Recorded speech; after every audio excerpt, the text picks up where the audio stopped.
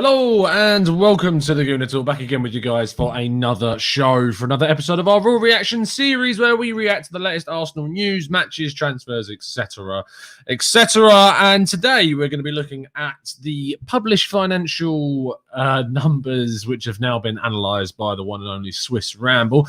Very, very thankful for Swiss Ramble being about to tell us things in simple terms so we can understand them. And hopefully I can kind of react to this news and put it to even more simple terms so more people can understand them even further. So let's crack on with today's show.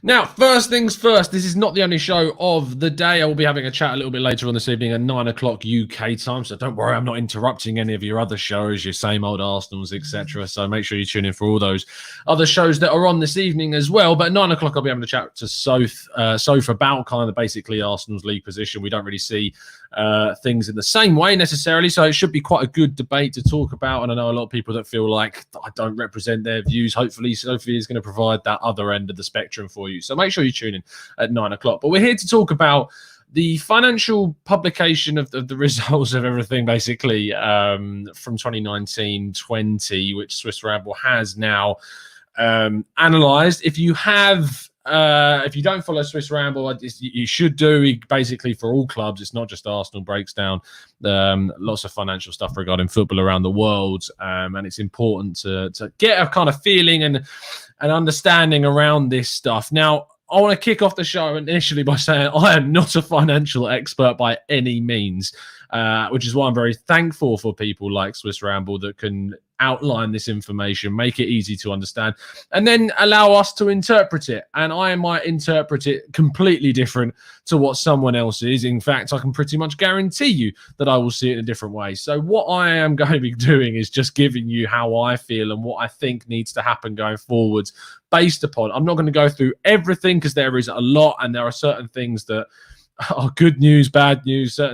There's a lot of things that are important, obviously. And I think that one of the key things about this is obviously how this impacts Arsenal's effectiveness in the transfer market and what it means for Arsenal's transfer markets going forwards, and how we need to ultimately conduct our business going forwards, and what Arsenal need to achieve also in regards to what happens on the pitch in the short and the long term. So let's go through some of the key things. So he starts off by saying Arsenal ultimately made a loss after tax, which increased from the season prior to 1920, which was 27 million, up to 48 million pounds in 1920. Now, we know that the pandemic hit us during that season, towards the end of that season, so there was an impact on it, which means that whatever we see now is going to be even worse when they publish the results of 2021, because that entire season has been affected by the pandemic and playing behind closed doors and the lack of match revenue, etc., etc. And for Arsenal, match revenue is a big part of their income, of course, with a 60,000-seater stadium, with season ticket holders, etc. That is a big, big part of their revenue. So not having that is obviously going to impact things. They also, and Swiss Ramble goes on to talk about other things, that there was a drop in player sales in the summer of 2020. We only basically sold Emi Martinez. He was the only person that we really got any money for during that window. And the window prior, we were able to sell players like Alex Iwobi for a very decent fee to Everton. And we sold Christian Bielik to Derby for another decent fee too. Remember him. So we weren't able to offset this last summer window, the losses, with any player sales of note. And we got rid of a lot of players for nothing, and we terminated contracts. Now, I see that still as a positive thing. I know that in financial terms, people are looking at it as an absolute mess that we weren't able to get any money in for these players. But considering who they were, the money that they were on, I still look at it as a positive thing that we moved these players on, regardless of the fact that we weren't able to necessarily get any money in for them. Broadcasting, which is obviously impacted by COVID, of course, fell 64 million pounds from 183 to 119, and match day dropped by 17 million pounds from 96 million to 79 million. Obviously, that was going to happen during that period. Wage bill fell £7 million by 3% overall to 225 million pounds, while other expenses were cut to 8 million by 8 million, to 77 million. I'm going to carry on down because it's just basically you can read this all online. I want to get to the part of stuff where I'm talking more than anything else. It's not great, Swiss Ramble says, that we made this loss, but the fact is there is some kind of positives in that Spurs and Everton, two clubs which we are in competition with to get kind of progress and be competing in that top four with, made greater losses than we did. But they will ultimately get better revenue this season from the fact that they are going to be finishing in higher parts of the table and qualifying for European competition, most likely at this stage. Now, there's another interesting factor that I want to talk about. We talked, so as we said, that Alex Iwobi and Christian Bielik were massive kind of factors in us offsetting some of the losses in the summer of 2019, 2020. We weren't able to do that. But there is a couple of things I want to talk about specifically to do with the manager. Which I should be able to scroll down to find, and how much it actually cost us to get rid of Arsene Wenger, Unai Emery, and then come into the era of Mikel Arteta, which hopefully I should be able to find fairly soon. It is here somewhere. Effectively, whilst I try and find it, it cost us £31 million to get rid of Arsene Wenger, bring in Unai Emery, get rid of Unai Emery, and then bring in Mikel Arteta. It is not a cheap process getting rid of managers.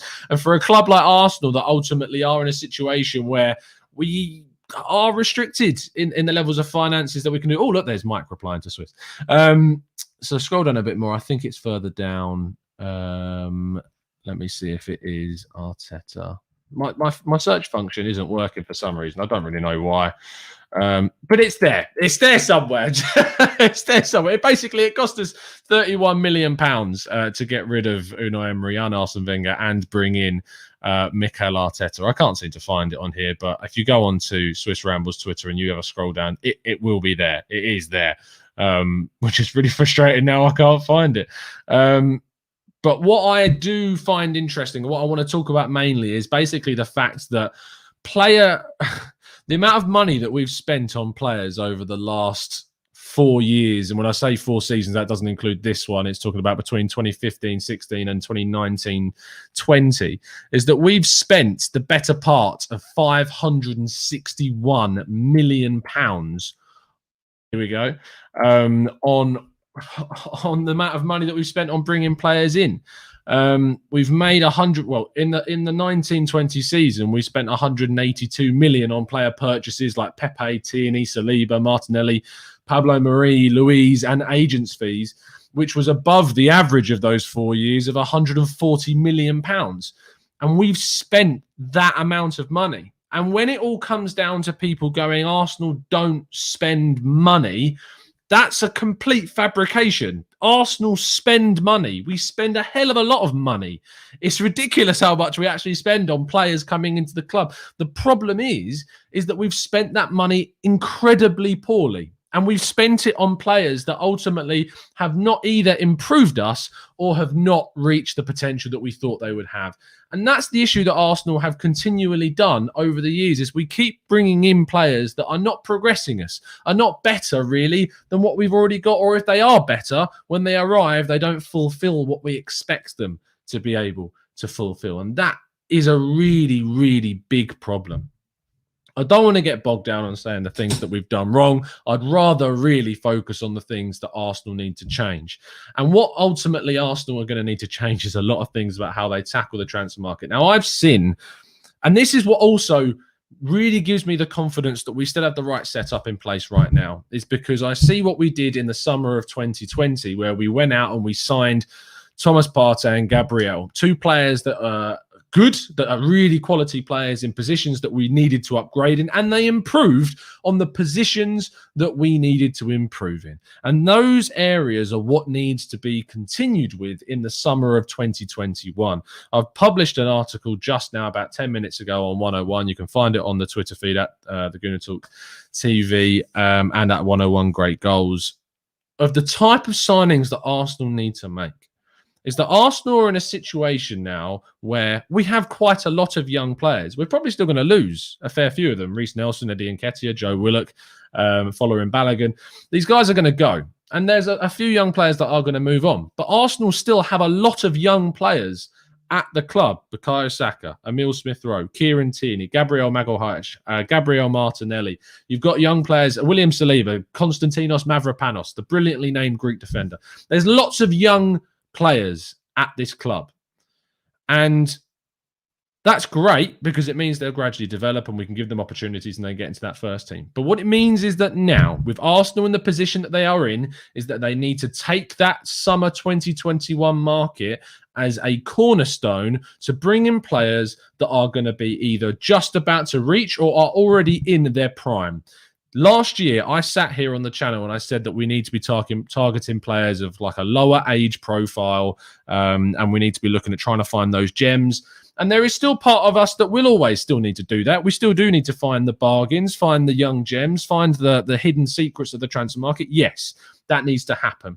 But because of what's happened this season, because of the pandemic, because of a lot of other factors, Arsenal must attack the 2021 market very ruthlessly. They need to be targeting players that are going to come into this team and smash it straight away. Don't need a transition year or have an immediate impact. Because that is how we back the coach. That is how we change our fortunes. You look at the impact on Everton this season. Everton went out in the summer of 2020. They'd already spent a hell of a lot of money. And they've gone out and they've spent money on the likes of Alan, Abdoulaye Doucouré, and James Rodriguez. 3 players that were going to come into key positions in the team and obviously have an immediate impact, which they have done, in addition to already having some good young players at their disposal like Dominic Calvert-Lewin, etc., and some other players at the club that they invested in prior, Richarlison, Yerry Mina, Michael Keane, Lucas Dean. All of these guys, Everton have gradually built a very good squad, and now they've added some really good prime talent to the team as well. And that is what Arsenal need to do as well, is that they need to look at the summer and they need to go, what players are going to be out there that are between the ages of 23 to 27 is what I'm looking at, more towards the 25, 26, 27 ages that are going to come straight in and have an impact. The problem is that costs money. It costs a lot of money. Unless you are very savvy and you manage to pick out an absolute bargain from somewhere, usually signing players around the 25, 26, 27 age, like we did with Thomas Partey, costs a lot of money. Now, the question is, how, after a year's worth of a pandemic hit season, are Arsenal going to be able to do that? How are they going to be able to get the money to do that? It's going to require a few things. And one thing that I am positive about with this summer 2021 window that I was much less positive about in the summer of 2020 is our capacity to sell. In the summer of 2020, Arsenal were in a position where, with the pandemic just hitting, clubs weren't really willing to buy players. With how we've now got used to it, with football continuing, with the road out of this in a much brighter situation, there is going to be a more willing capacity of other clubs to go out and sign players. Yes, they might not have the financial means in some areas, but some clubs still will. And also, you have to think about the fact that Arsenal have loaned players out like Matteo Guendouzi and Lucas Torreira. They've got minutes, even though they wouldn't have been playing arguably at Arsenal, and they are sellable assets. The amount of players that Arsenal could look to sell in the summer of 2021 is much different to the summer of 2020. You've got the likes of, as I've already said, Guendouzi and Torreira. You've then got the players of those young English guys that I've talked about that I would personally sell: Eddie Nketiah, Reece Nelson, Joe Willock. I'd move them all on, get money in for them, because we've got young guys coming through that can replace that young element into the team. We've got, for Eddie Nketiah, you've got Nikolai Moller, Tyrese John-Jules coming through.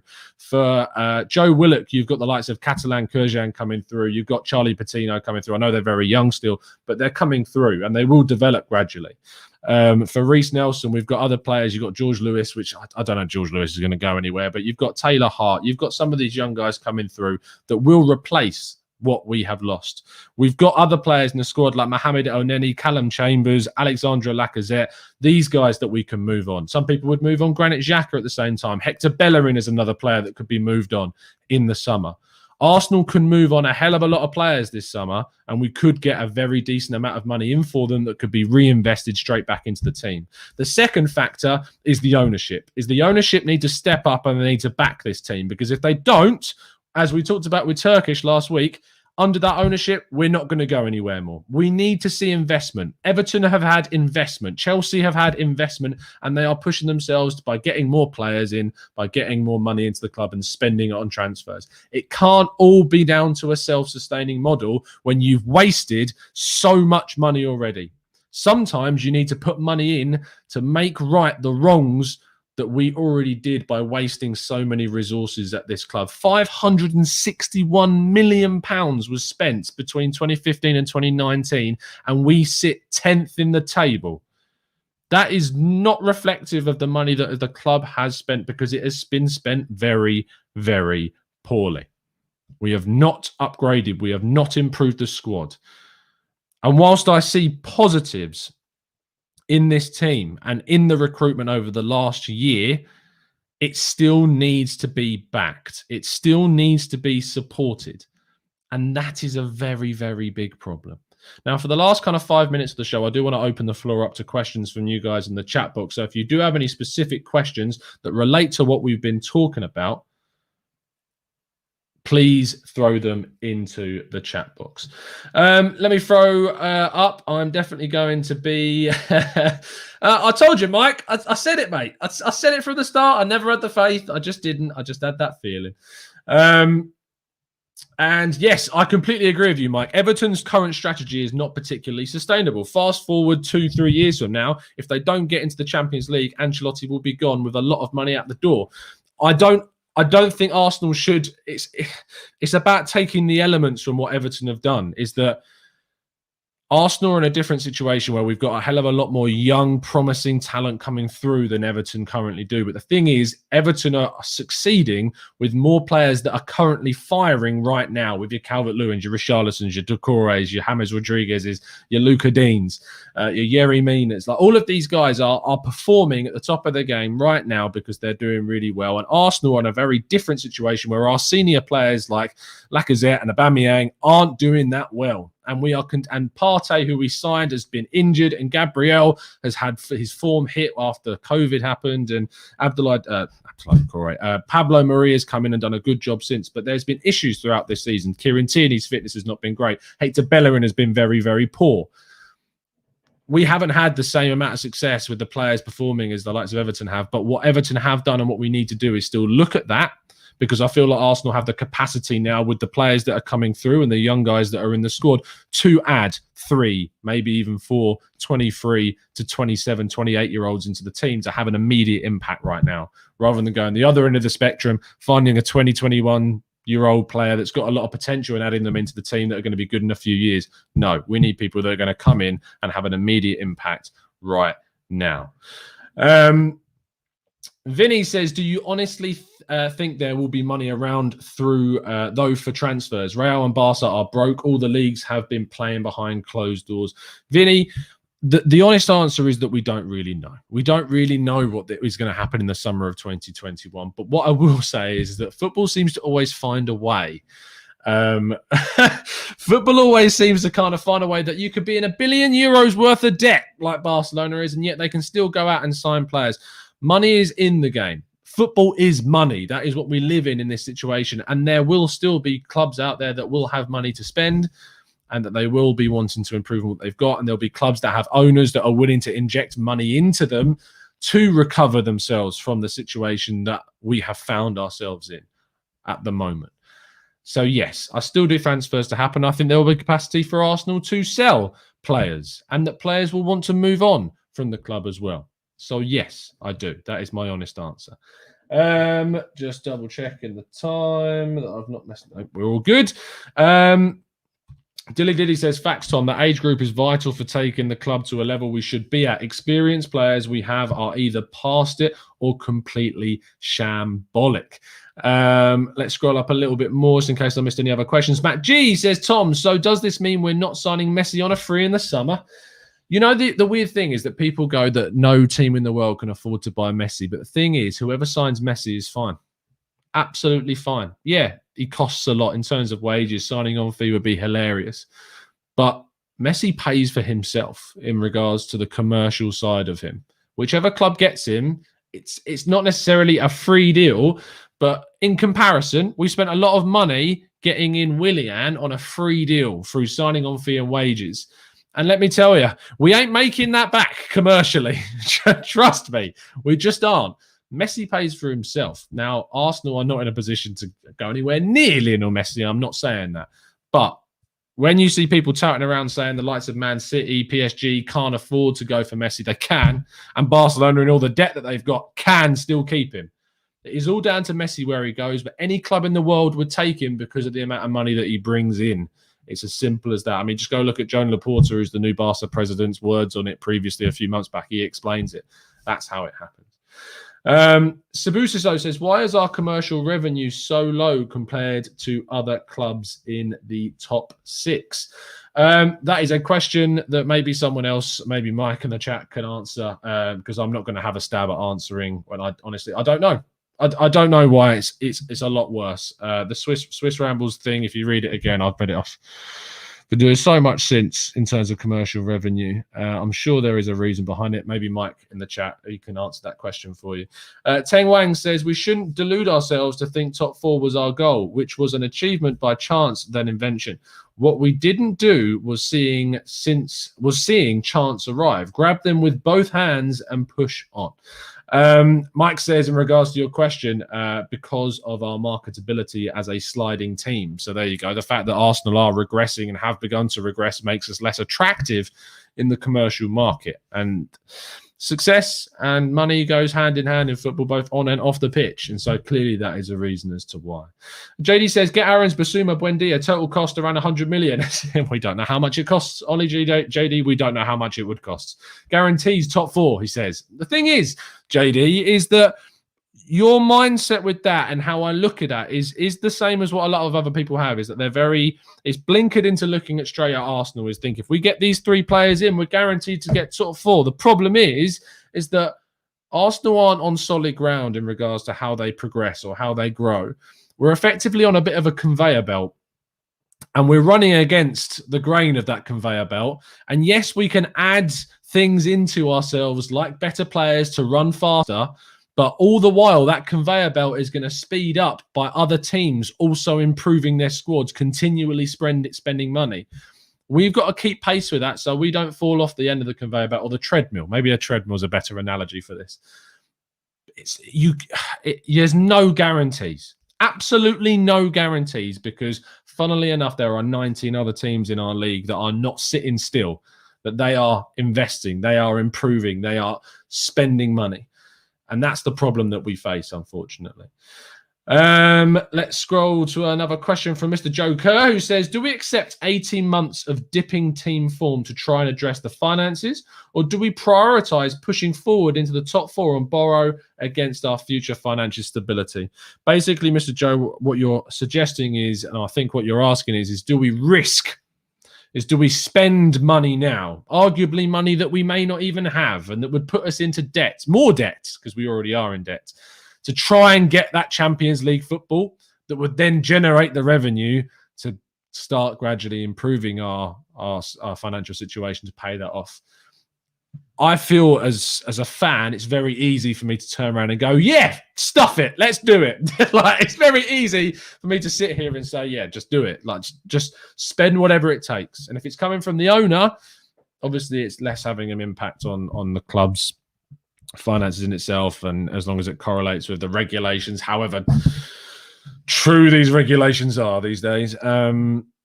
It's hard for me with my my level-headed nature to say, yes, you should take the risk and just do it. It's really hard for me to say that's the right course of action as a club. I would love to see us spend a lot of money in the summer. I'd love to see us bring in a lot of money, which would help us hopefully achieve our ultimate goal right now, which is getting into the Champions League and trying to compete at the top of the table. That's what we want to do. And that's not going to happen without money being spent. That's a fact.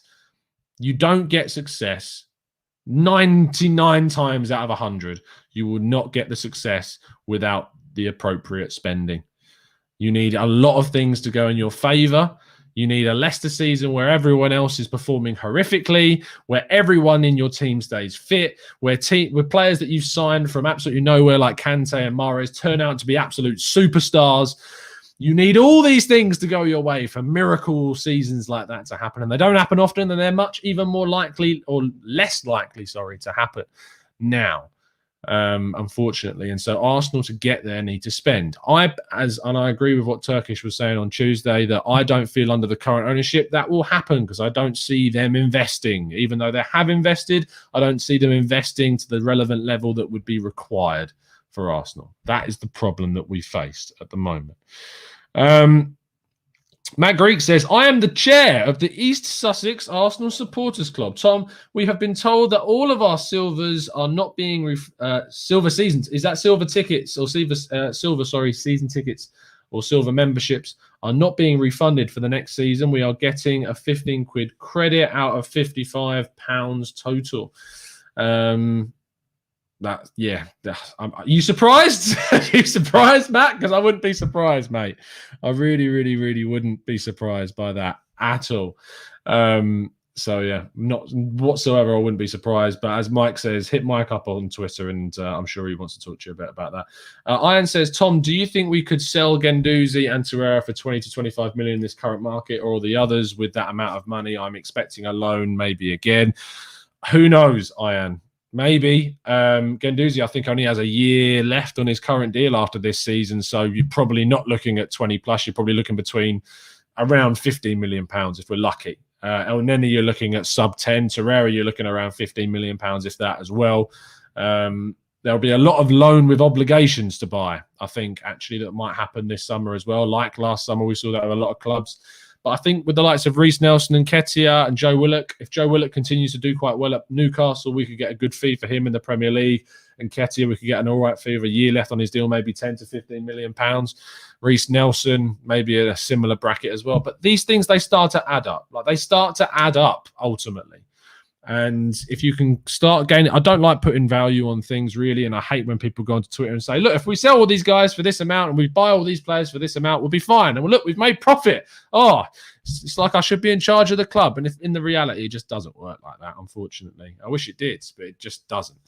A couple more comments and then we'll wrap things up for the moment. Bolu says, example, PSG, who invested in a campaign with Nike to start Jordan with PSG, and now that brand has grown as more than a football jersey and more of a fashion statement. Bear with me 1 second.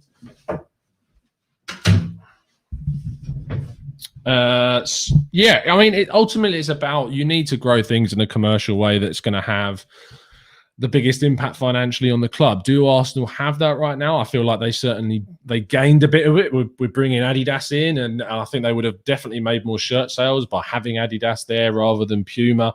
And we got more money through that deal anyway with the £60 million and people buy more shirts, etc. But being out of the Champions League, not being in the top tier competitions, has a huge impact on your brand, on your view, on your image. PSG are in the Champions League and will seemingly always be in the Champions League. So they have that. Arsenal haven't yet been able to do anything close to that. And so in the most important period financially for football, Arsenal have lost out at the worst possible time. Archie says, opinions do not matter when it comes to Torreira. He's been homesick since he joined. He will go whether Arteta or fans rate him or not. I agree with you. I think he will go. Joshua says, hi, Tom. I believe that our only hope is to trust in youth and Arteta's ability to coach them. We can trust in youth, Joshua, but I also think we need to bring in prime players as well that are going to have an immediate impact. But yeah, really appreciate everyone that has tuned in for today. I know I've just given basically my raw reaction, as the show name suggests, to the financial things. And there are a lot more people out there that could give you a more comprehensive look at those in a more analytical way. But I feel like giving that kind of breakdown, that raw reaction to it, also brings an element of education in itself. So I hope you've appreciated the thoughts. I hope you've taken something from it. I hope you've learned something in regards to the finances, even if it was a tiny little thing about maybe where the club is going and the situation that we're in. If you have enjoyed the show, please drop a like on the video and subscribe to the channel. And we will be back again tonight at 9 p.m. to discuss Arsenal's fated league position with Sophie from the Highbury squad. There's plenty of Arsenal shows on this evening. You've got Same Old Arsenal, She Knows Arsenal. You've got the Gooners pod a little bit later on at 10 o'clock tonight as well. There's plenty of stuff going on this evening. The Highbury squad are also doing a show of their own at 8 o'clock as well. So there's loads of Arsenal content for you this evening. And we'll see you again very, very soon. And as always, up the Arsenal.